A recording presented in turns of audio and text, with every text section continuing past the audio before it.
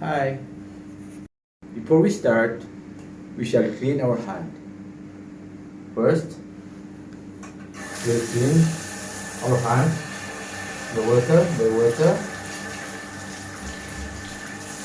Now take the hand soap. Pero parang hindi na mahirapan na kasi edit. Pagkatapos ng Clean it again. Water.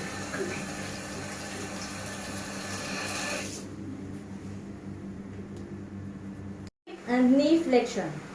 Cradle the leg by placing one hand under the bent knee. With the other hand, grasp the heel for stabilization. Lift the knee and bend it toward the chest. With the knee cap pointed toward the ceiling, do not allow the hip to twist during the movement. The foot should stay in a straight line with the hip and not swing in or out. The leg is then lowered to the starting position.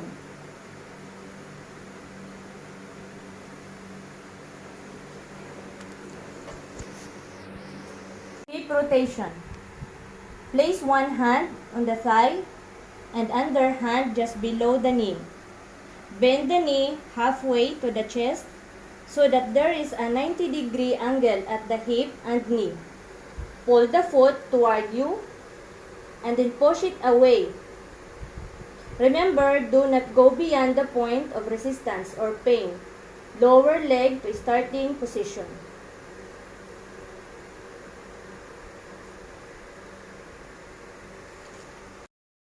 Hip abduction.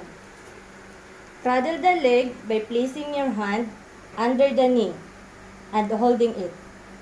Place the other hand under the heel so stabilize the hip joint. Keeping the knee straight, move the leg along the surface of the bed toward you and away from the other leg to approximately 45 degrees. Then bring the leg back to the other leg.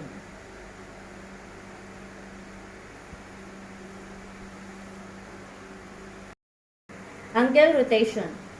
With the knee straight and one hand holding the ankle steady. Place the other hand around the foot and turn foot inward, then outward.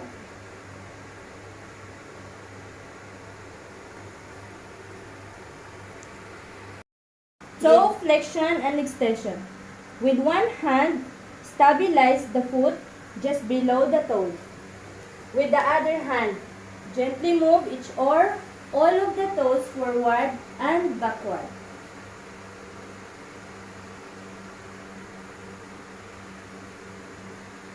Before I perform the range of motion, I will do the hand rub.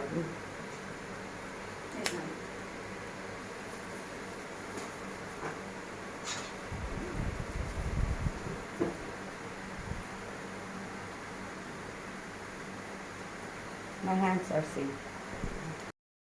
Heel cord stretching. Cups or cradle the heel with your hand and place your forearm against the ball of the foot. Push the ball of the foot forward, bending the foot toward the knee and stretching the muscle in the back of the legs. And then cup the heel of the foot into palm of your hand. Gently push the foot down to point the toes. Do this with a knee bend, then repeat with knee straight. Before I start the range of motion, I need to sanitize my hand.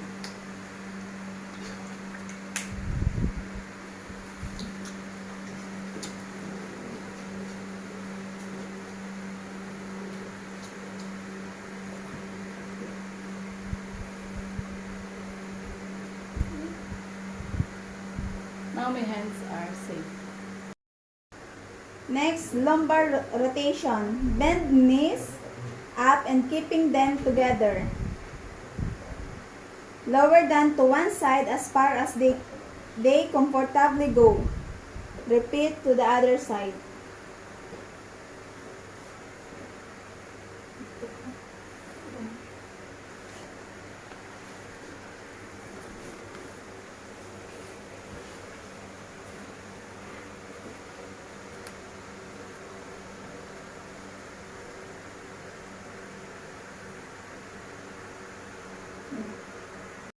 String stretch.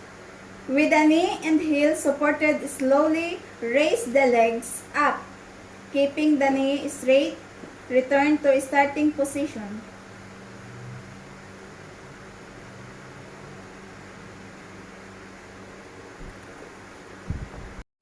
Hi, today before we start of range motion of exercise, we will do first of hand drop.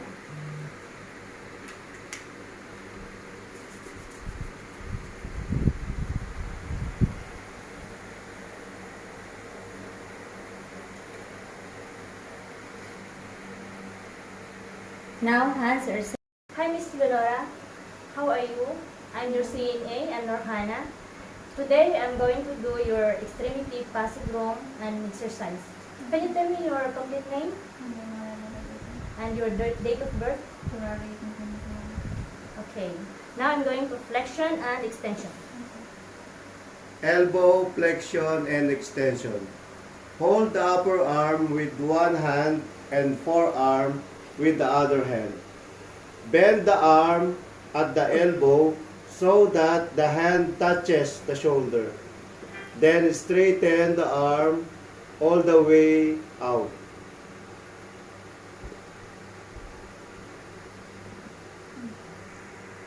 Shoulder flexion and extension. Hold the wrist with one hand. With the other hand, grasp the elbow joint to stabilize it. Turn the palm inward, facing the body, and keep the elbow relatively straight. Move the arm from the side of the body over the head.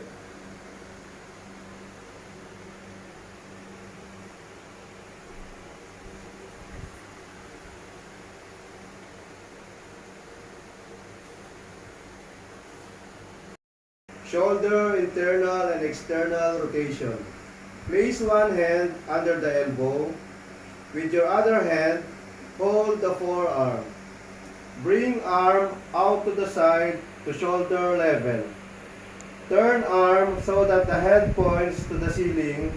Then turn arm back down so that head points to the floor and the upper arm is twisting in the shoulder joint.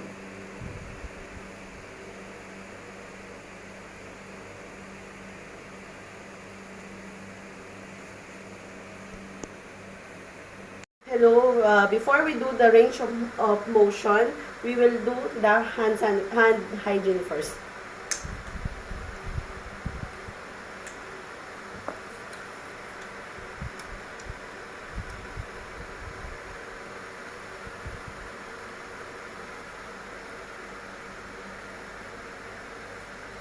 Now our hands is safe. Horizontal shoulder abduction. Place hands behind or above head. Gently touch elbows to bed and hold as tolerated. Stretch feels in chest. Pull arm across chest. Stretch is felt in back of arm and shoulder. Neck rotation. Turn head slowly to look over left shoulder. Then turn to look over right shoulder, touching the chin to the shoulder if possible. Neck flexion. Tilt head slowly toward left shoulder and then toward the right shoulder, touching the ear to the shoulder if possible. Now, before we start to perform the range of motion, we need to sanitize our hand. So we put enough of sanitizer product, and then rub.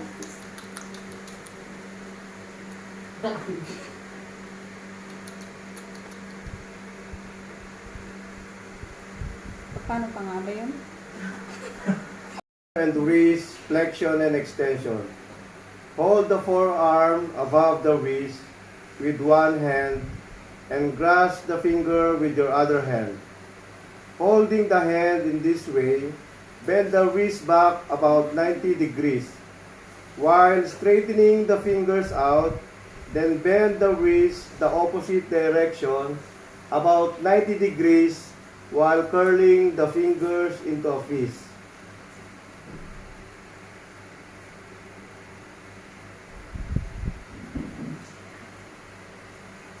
Flexion and extension.